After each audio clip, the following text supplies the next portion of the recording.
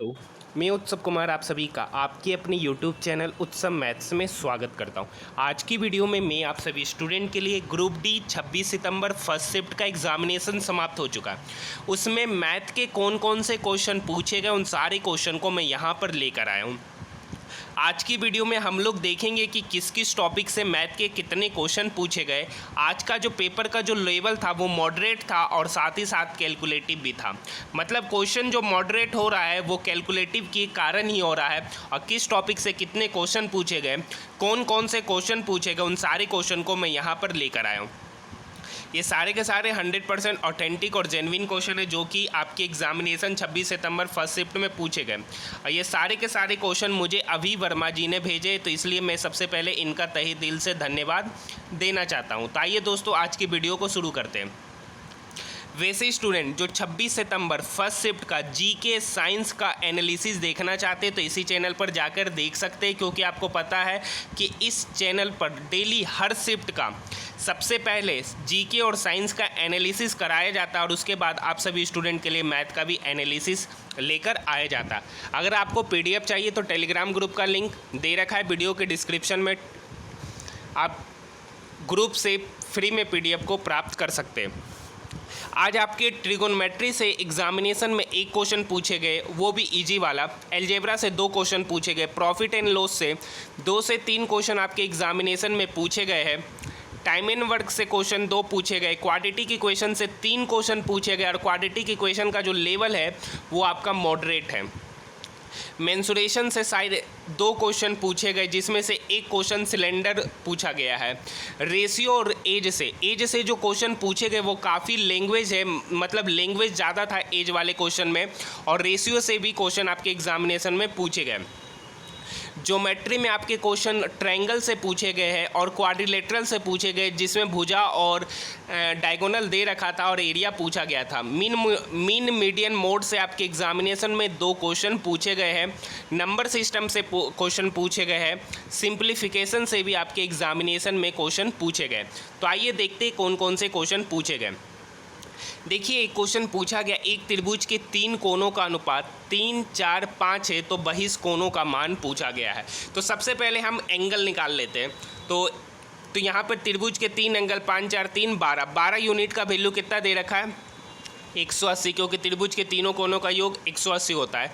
तो 1 यूनिट का वैल्यू कितना हो गया 15। 1 यूनिट का वैल्यू कितना हो गया 15 डिग्री। तो एक है 3 यूनिट, 1 यूनिट का वैल्यू 15, तो 3 यूनिट का वैल्यू 45 डिग्री। एक एंगल पता चल गया 45। 1 यूनिट का वैल्यू 15, तो 4 यूनिट का वैल्यू 60। दूसरा एंगल पता चल गया 60 और एक एंगल है 5 यूनिट, यानी 15 × 5 = 75। तो 3 एंगल पता चल गया 60, 75 और 45। तो यहाँ अब हम डायग्राम बना देते हैं।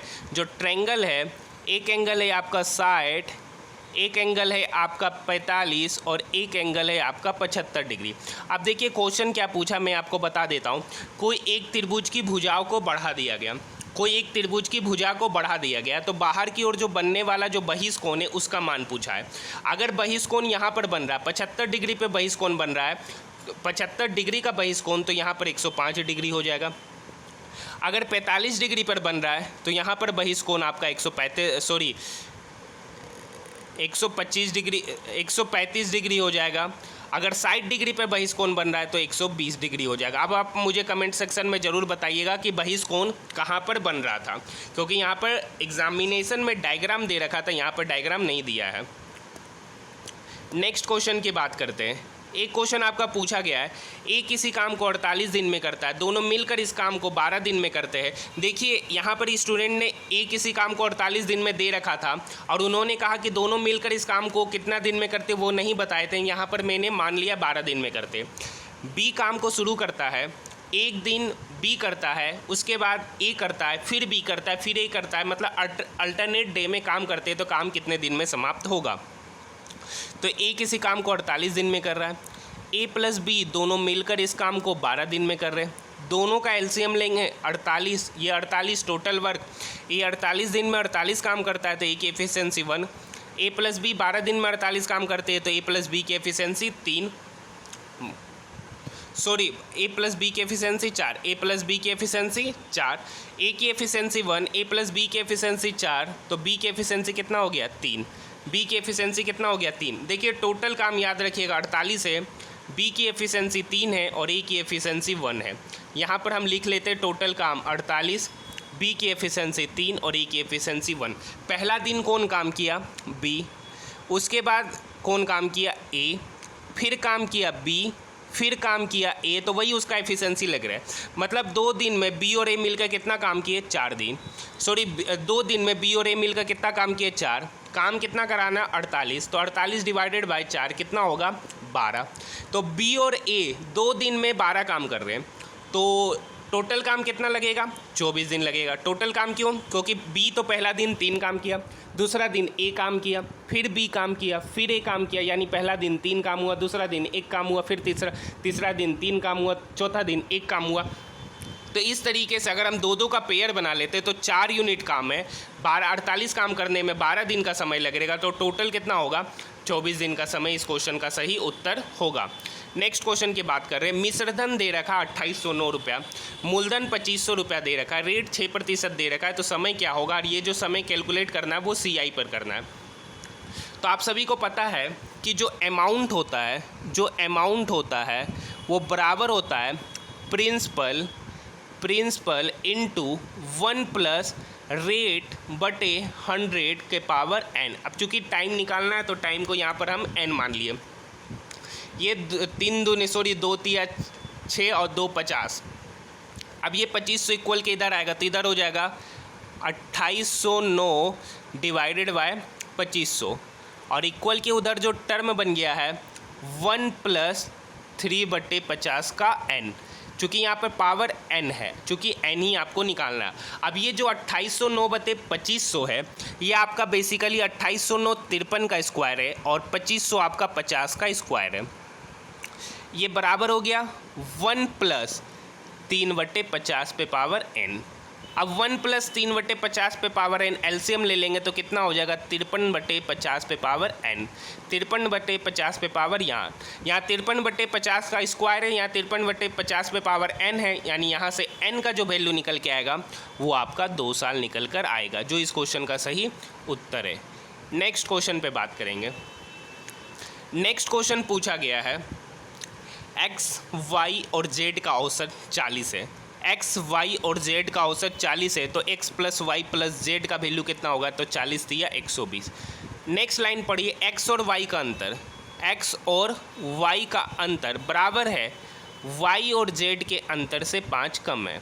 ठीक है, ये माइनस वाई इक्वल के उधर भेज देंगे तो आपको निकालना है y का मान, तो ये माइनस जेड इक्वल के इधर आएगा तो प्लस जेड हो जाएगा, x प्लस जेड। ये -5 इक्वल के इधर आएगा तो +5 हो जाएगा, या -5 को उधर ही रहने दीजिए। ये -y इक्वल के उधर जाएगा, तो +y हो जाएगा 2y - 5। अब यहाँ पर x प्लस जेड का वैल्यू बराबर होगा 2y - 5 के, चूँकि हमको y निकालना है। तो यहाँ पर x प्लस जेड का वैल्यू कितना पुट कर देंगे? 2y - 5। यहाँ पर ऊपर वाले इस इक्वेशन में हमको x प्लस जेड का वैल्यू कितना पुट कर देंगे? 2y - 5। तो यहाँ पर पुट कर दिए 2y - 5, और चूँकि y तो पहले से है और इसी का वैल्यू है 120। 2y + 2y 3y, ये -5 इक्वल के उधर गया तो +5, तो 120 + 5 कितना हो गया? 125। 3y का वैल्यू 125, तो y का वैल्यू कितना निकल के आएगा? 3 चौक 12, 3 एकम 3, 2 3 छक 18, 3 छक 18, यानी जो y का वैल्यू निकल के आएगा वो आपका 41.66 होगा। अगर आपका आंसर डेसिमल में है तो यही होगा एग्जैक्ट। अगर आपका ऑप्शन डेसिमल में नहीं है तो यहाँ पर शायद हो सकता है 5 के अलावा 6 हो या कुछ और नंबर हो। नेक्स्ट क्वेश्चन की बात करते हैं। देखिए नेक्स्ट क्वेश्चन पूछा गया A, B और C किसी काम को 30 दिन, 40 दिन, 6 दिन में, 60 दिन में क्रमशः करते हैं। A के साथ पहले दिन B, फिर दूसरा दिन C, दूसरा दिन C काम करता है। देखिए A लगातार काम करता है, पहला दिन A के साथ B लगता है, दूसरा दिन A के साथ C लगता है, फिर तीसरा दिन A के साथ B लगता है, चौथा दिन A के साथ C लगता है, तो कितने दिन में काम समाप्त होगा? तो ये भी उसी टाइप का क्वेश्चन है। A, B, C। A काम कर रहा है 30 दिन में, B काम कर रहा है 40 दिन में और C काम कर रहा है 60 दिन में। 30, 40, 60 का एलसीएम लेंगे तो 120 होगा एलसीएम। 30 चौक 120, 40 दिया 120 और साइड दूनी 120। ए की एफिशिएंसी 4, बी की एफिशिएंसी 3 और सी की एफिशिएंसी 2 और टोटल काम हो गया आपका 120। 4 3 2, ठीक है, टोटल काम हो गया आपका 120। ए की एफिशिएंसी है 4, ए की एफिशिएंसी है 4, बी की एफिशिएंसी है 3 और सी की एफिशिएंसी है 2। अब देखिए ए पहला दिन काम किया ए, ठीक है, ए की एफिशिएंसी 4 और उसके साथ काम कौन किया, बी, यानी पहला दिन कितना काम हुआ 7 यूनिट। दूसरा दिन और ये काम किया ए प्लस बी। दूसरा दिन काम किया ए की एफिशिएंसी 4 और उसके साथ मिलता है सी की एफिशिएंसी है 2। ये 4 + 2 कौन काम किया, ए प्लस सी मिल के किए। तो पहला दिन कितना काम हुआ 7, दूसरा दिन कितना काम हुआ 6, 6 + 7 13 काम। ये 13 काम कितना दिन में हुआ, 2 दिन में। 13 काम कितने दिन में हुआ, 2 दिन में। तो 120 को हम जब 13 से डिवाइड करेंगे तो 13 नमा 117, 13 नमा 117, 3/13, ठीक है। अब जब हम इसको 2 से मल्टीप्लाई करेंगे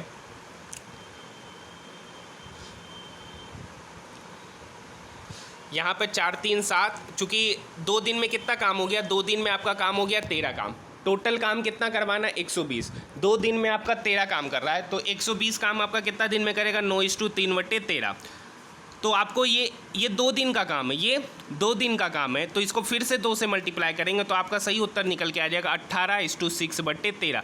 क्योंकि यहाँ पर हम पहला दिन ए प्लस बी और ए प्लस सी का जो 2 दिन का काम था हम उसको 1 दिन का काम मान लिए 13 यूनिट, उसको 1 दिन का काम मान लिए 13 यूनिट। तो जो 9:3/13 निकल के आ रहा था, 9:3/13 निकल के आ रहा था, उसमें हमको 2 से क्या करना पड़ेगा, गुना करेंगे। तो 2 से गुना करेंगे तो 18:6/13 आपका सही उत्तर निकल कर आ जाएगा। आइए नेक्स्ट क्वेश्चन की ओर हम लोग बढ़ते हैं। नेक्स्ट क्वेश्चन पूछा गया था, यदि बहुलक 27 और माध्य 30 है तो माध्यिका पूछा गया।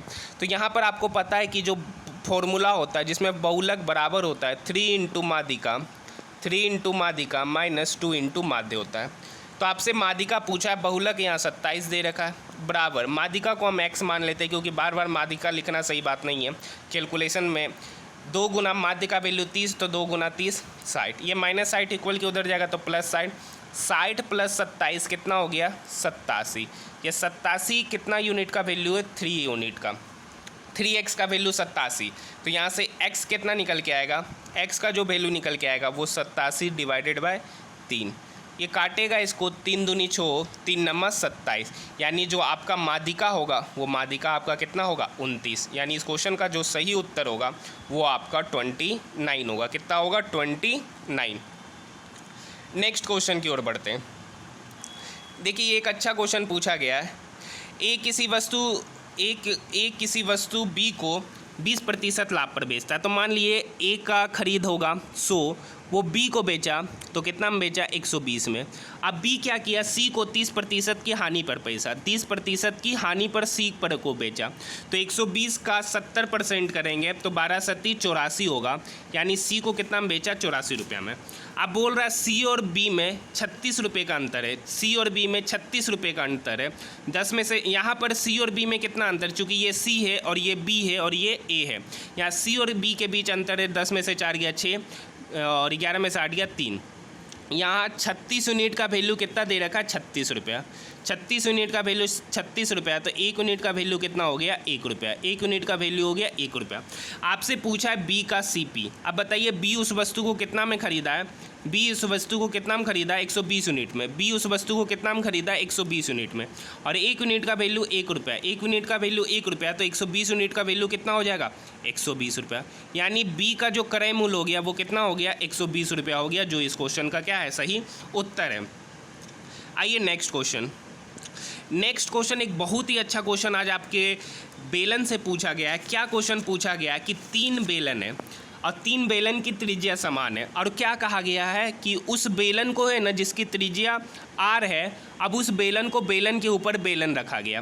3 समान बेलन को बेलन के ऊपर बेलन रखा गया है, तो उसके संपूर्ण पृष्ठ का क्षेत्रफल निकालना है, उसके संपूर्ण पृष्ठ का क्षेत्रफल निकालना है। अब देखिए तीनों बेलन है, उसकी त्रिज्या समान है r और हाइट भी क्या है सेम है। अब एक बात यहाँ पर समझिएगा, यहाँ पर संपूर्ण पृष्ठ का क्षेत्रफल निकालना है, तो यहाँ पर ये वाला वृत्त का क्षेत्रफल और ये वाला वृत्त का क्षेत्रफल और और जो बीच वाला में ये वाला वृत्त का क्षेत्रफल दोनों में कॉमन है, फिर ये वाला वृत्त का क्षेत्रफल और नीचे वाला वृत्त का क्षेत्रफल दोनों में कॉमन है। सिर्फ हमको क्या करेंगे, इसका संपूर्ण पृष्ठ का क्षेत्रफल, नीचे वाले बेलन का संपूर्ण पृष्ठ का क्षेत्रफल और बीच वाले बेलन का वक्र पृष्ठ का क्षेत्रफल निकाल के तीनों को क्या कर देंगे, ऐड कर देंगे। बात समझ में आई? तो 2 गो का संपूर्ण पृष्ठ का क्षेत्रफल, तो संपूर्ण पृष्ठ का क्षेत्रफल क्या होता है, 2 pi R H plus 2 pi R square, और 1 गो का वक्र पृष्ठ का क्षेत्रफल जो कि क्या होता है 2 पाई आर एच होता है। अब मल्टीप्लाई करेंगे तो 2 गुना 2 4 pi R H plus 2 pi R H कितना हो जाएगा 6 pi R H. 2 pi R square में 2 से गुना कर दिया है तो 4 पाई आर स्क्वायर। अब यहाँ से कॉमन लेने का काम होगा, तो दोनों में 2 पाई आर कॉमन है, दोनों में 2 पाई आर कॉमन है, अंदर हो गया 3h plus 2r, 3h plus 2r होगा क्योंकि 2 6 पाई आर एच और इधर हो गया 2 दूनी 4 पाई, ठीक है। अंदर हो जाएगा 3h प्लस 2r, यानी यहाँ से जो इसका उत्तर होगा 2 पाई आर, अंदर हो गया 3h प्लस 2r, जो इस क्वेश्चन का सही उत्तर है। कुछ नहीं करना है, 2 बेलन का संपूर्ण पृष्ठ का क्षेत्रफल, ऊपर वाले और नीचे वाले बेलन का संपूर्ण पृष्ठ का क्षेत्रफल और बीच वाले बेलन का वक्र पृष्ठ का क्षेत्रफल निकालेंगे। देखिए अब हम बात करते बेलन से, क्वाड्रेटिक इक्वेशन से। आज आपकी एग्जामिनेशन में 3 क्वेश्चन पूछे गए, जिसमें से एक क्वेश्चन स्टूडेंट ने भेजा है एग्जैक्ट की, बताते क्या भेजा गया है, ax square plus bx plus c का एक मूल 3 दे रखा है, तथा और एक और इक्वेशन दे रखा था 2x square plus px plus c है, तो p का मान क्या होगा। इस टाइप के क्वेश्चन पूछे गए हैं जो कि मुझे डाटा इनकम्प्लीट लगता है। या तो ये क्वाड्रेटिक इक्वेशन होगा, जिसे 3 पुट करके x का वैल्यू शायद कुछ निकलेगा, और एग्जैक्ट डाटा मुझे नहीं मिला है। एक क्वेश्चन क्या पूछा गया है, ax square plus bx plus c equals to 0। यहाँ पे कोई क्वाड्रेटिक इक्वेशन होगा, उसमें d का वैल्यू पूछा गया था, d का वैल्यू 0, मतलब उसका जब रूट समान होता है, जब उसका रूट वास्तविक और समान होता है, उससे संबंधित क्वेश्चन पूछे गए। अब एग्जैक्ट क्वेश्चन क्या पूछा गया मुझे नहीं पता। अगर आपको दोनों क्वाड्रेटिक इक्वेशन के क्वेश्चन याद है तो मुझे ज़रूर भेजिएगा।